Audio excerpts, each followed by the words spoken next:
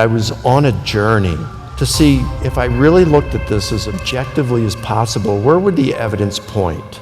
If I came to the conclusion that there was a better explanation for the evidence than the resurrection, I couldn't remain a Christian. And I was willing to give up my faith.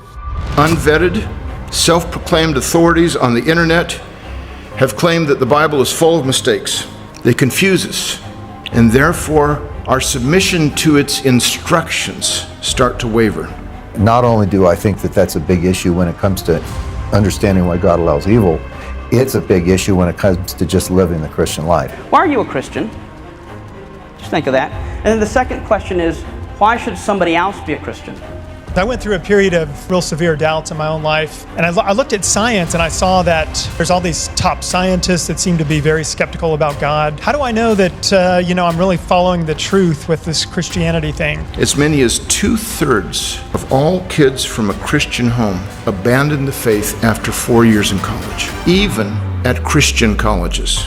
So when someone approaches you and asks, why do you believe what you do? Biblically speaking, your job is to give a response for what you believe and why you believe it. What are you doing with your opportunity to share Christ with somebody?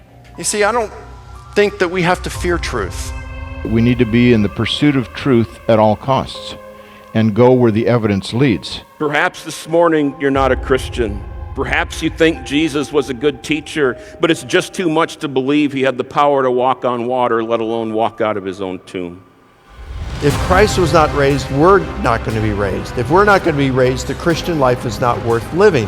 If our existence here on earth is just about suffering now, if it's just about suffering here, then how do you explain all the suffering that we're going through? Atheism and theism cannot both be true.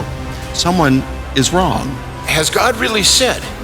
Has now become the fundamental question in apologetics today. So the bottom line is this: if Jesus did not rise from the dead, he is a false prophet and a failed Messiah who no rational person should follow.